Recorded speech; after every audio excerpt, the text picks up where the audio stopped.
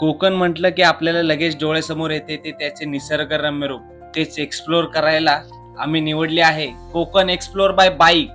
हो, आम्ही संपूर्ण Konkan Malvan coastal road explore बाईकने करणार आहोत. तर मित्रांनो, आमच्या आनंदात सहभागी होण्यासाठी माझे कोकण मालवण एक्सप्लोरचे 3ही एपिसोड संपूर्ण पहा. तर मित्रांनो, मी ह्या पहिल्या भागात मुंबई ते कोल्हापूर आणि कोल्हापूर मधली सुप्रसिद्ध मंदिरं म्हणजेच महालक्ष्मीचं मंदिर, त्यासोबतच ज्योतिबाचं मंदिर आणि हे करून आम्ही गगनबावडा घाट मार्गे आचऱ्यापर्यंतचा ट्रॅव्हल एक्सप्लोर करणार आहोत. तर मित्रांनो, कोकण प्रवासाची सुरुवात आम्ही सकाळी 6ला केली. हे सर्व सॅडल बॅग्स, टॉप बॉक्स वगैरे सर्व आम्ही लावलाय. तर मित्रांनो, या प्रवासाचा शुभारंभ मी माझ्या घरातून म्हणजे नवी मुंबईतून सुरुवात केली. जवळजवळ 375 किलोमीटरचा प्रवास आहे हा कोल्हापूरपर्यंतचा. हा प्रवासात मी सर्व मिसळ्स, सर्व फेमस मिसळ्स, हॉटेल्स हे सर्व एक्सप्लोर करणार आहे. त्यामुळे हा 8 ते 10 तासाचा प्रवास असेल. कोल्हापूरला पोहोचल्यानंतर आम्ही महालक्ष्मी, त्यानंतर ज्योतिबा हे टेम्पल्स, अजून काही टेम्पल्स आहेत हे एक्सप्लोर करणार आहे. टोटल आम्ही 4 लोक आहे आणि 2 बाईक्स, दोन्ही बुलेट्स आहेत. तुम्ही पाहू शकता. थोड्याच वेळात चौक येईल आणि त्याच्यात पुढे खोपोली आहे. सकाळचे सनराईज होण्याआधीच आम्ही खंडाळ्यामध्ये आलोय.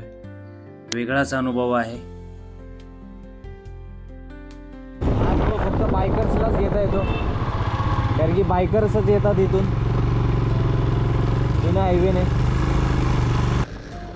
या घाटाच्या वळणाचा वेगळाच आनंद मिळतो बायकर्सला. खरंच सुंदर अनुभव आहे हा.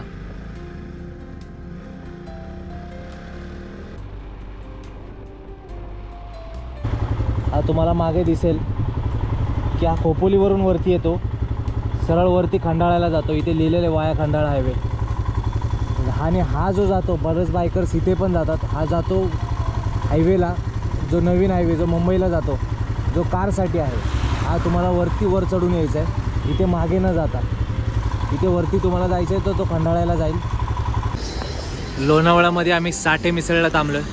तुम्ही पण नक्की थांबा इथे. लोणावळ्यामध्ये हा फेमस आहे. आम्ही इथे आलो की नक्कीच लोणावळ्यामध्ये साठे मिसळला थांबतो.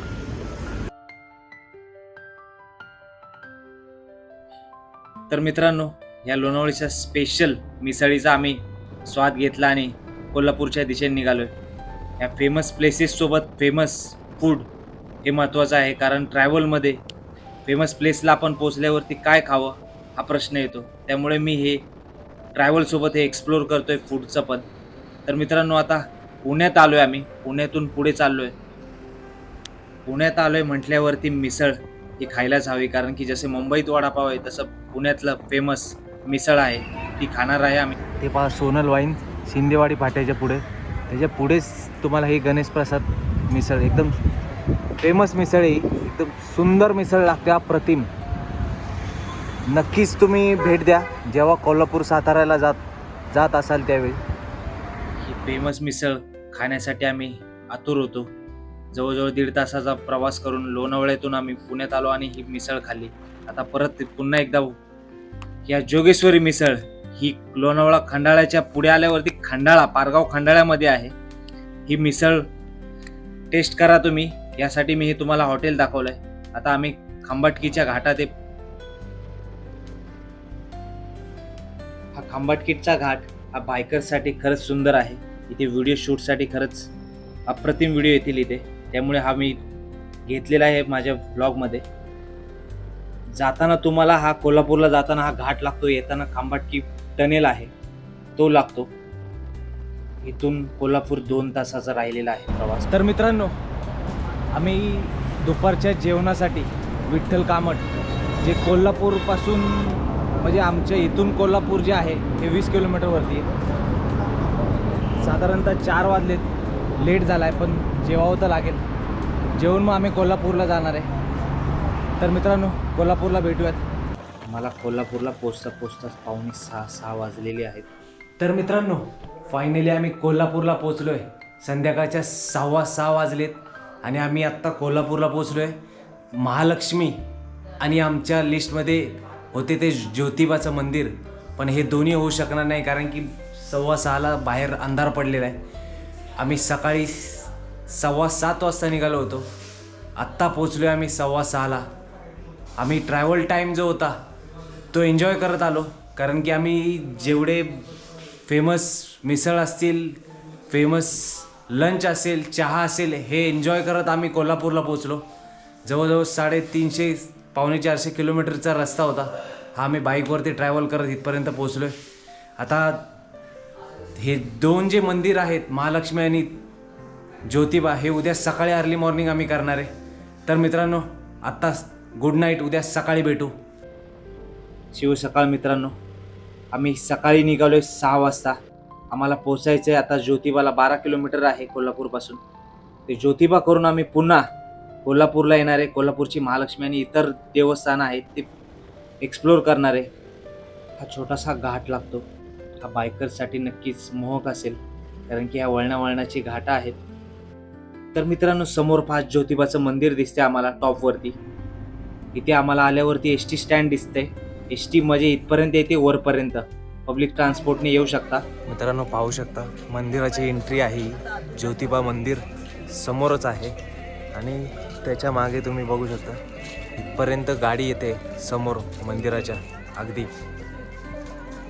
इथपर्यंत पार्किंग आहे.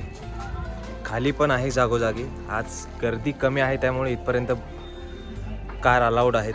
ज्यावेळी गर्दी जास्त असते त्यावेळी खालीच कार लावाव्या लागतात. दख्खनचा राजा ज्योतिबा. ज्योतिबा मंदिर केदारनाथ हे ब्रह्मा, विष्णू, महेश आणि ऋषी जमदग्नी यांचा एकत्रित अवतार मानला जातो. ज्योतिबा देवाला दख्खनचा राजा, केदारलिंग, सौदागर आणि रवळनाथ या नावांनी पण ओळखलं जातं, ज्याचे बांधकाम 1730 मध्ये शिंदे सरदारांनी केले. सकाळची आरती सुरू झाली. जसा जेजुरीच्या खंडोबाला भंडारा उधळला जातो तसा इथे गुलाल उधळला जातो. गुलालाने संपूर्ण मंदिर रंगमय झालंय. समोर पाहता येते 3 ज्योतिर्लिंग आहे. त्याचा मेन दरवाजा आहे, त्याच्या बाजूला मेन एंट्रन्स आहे मंदिराची. मंदिराच्या आधीच इथे नंदी आहे एंट्रीला समोर.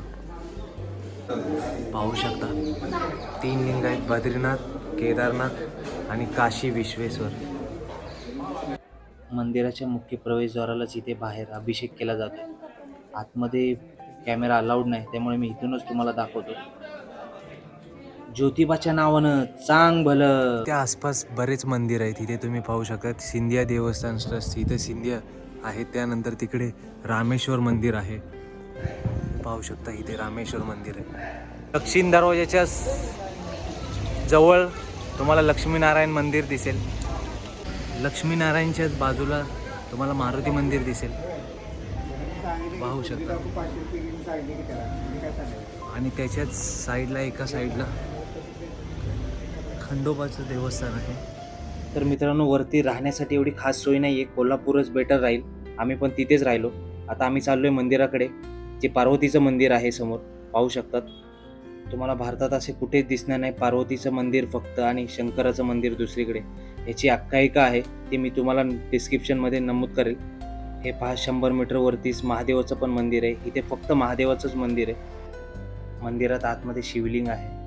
एकदम शांत नामस्मरण करून आम्ही निघालोय ते कोल्हापूरच्या महालक्ष्मीकडे. हा चौक आहे, पाहू शकता. तर मित्रांनो, आम्ही ज्योतिबा करून कोल्हापूरला म्हणजे महालक्ष्मी या मंदिराच्या समोर आलोय. आता महालक्ष्मीचं दर्शन घेणार आहे. मंदिराकडे जाण्याआधी आम्हाला हे लागलं, भवानी मंडप आहे. तुळजाभवानीचं आत मंदिर पण आहे. तुम्हाला दिसतोय समोर तो उत्तर दरवाजा आहे. असे 4 दरवाजे, 4ही दिसेल आहेत. या दरवाजाने आम्ही आतमध्ये जाणार आहे. तुम्ही घंटा वाजते पाहताय, याला घाटी दरवाजाही म्हणतात. हे मंदिर इतिहास, वास्तुकला आणि श्रद्धेचे एक अद्भुत संगम आहे. मंदिर अशा पद्धतीने बांधले आहे की वर्षातून 2दा मावळते सूर्याची किरण थेट देवीच्या मूर्तीवर पडतात. याला किरणोत्सव असे म्हटलं जातं इथं.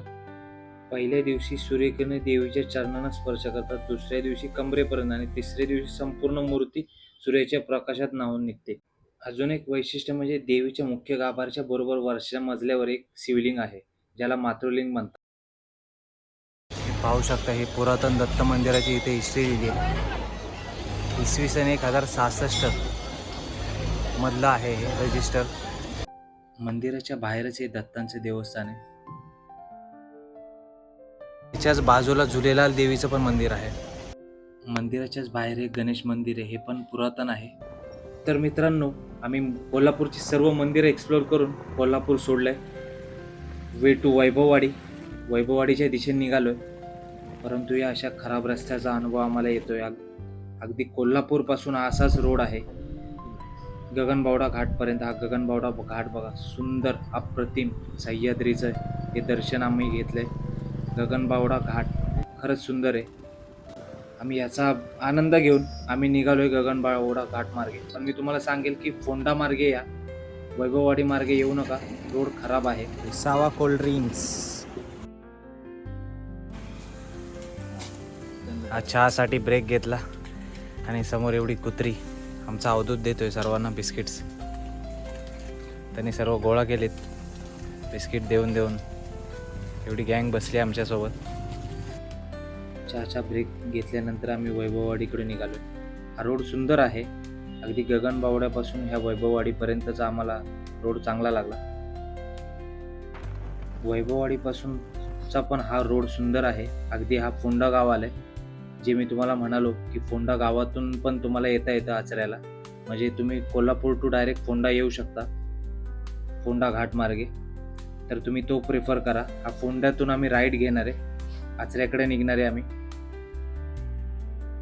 इथून पुढे 1.25-1.5 तासाचा रस्ता राहिलेला आहे. हे पहा कोकण. आता आम्ही NH66 हायवेला मर्ज होणार आहे पुढे. इथून पुढे आमचा प्रवास जो आहे तो 39 किलोमीटरचा आहे. पुढेच कणकवली आहे थोड्याच वेळात.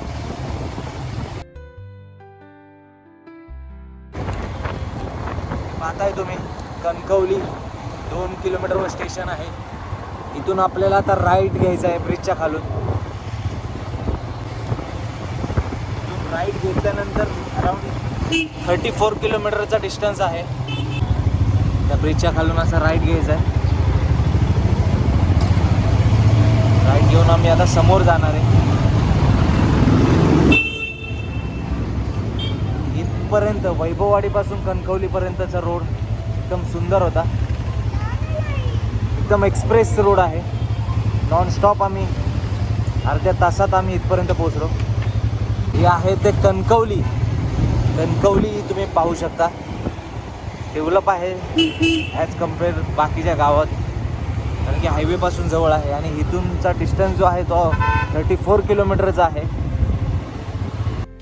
तर मित्रांनो, संपूर्ण मालवण एक्सप्लोर एपिसोड 2 मध्ये पहा. त्यात मी वेंगुर्ले, तारकर्ली, देवबाग आणि वॉटर ॲक्टिव्हिटी सर्व मी एक्सप्लोर केलेलं आहे.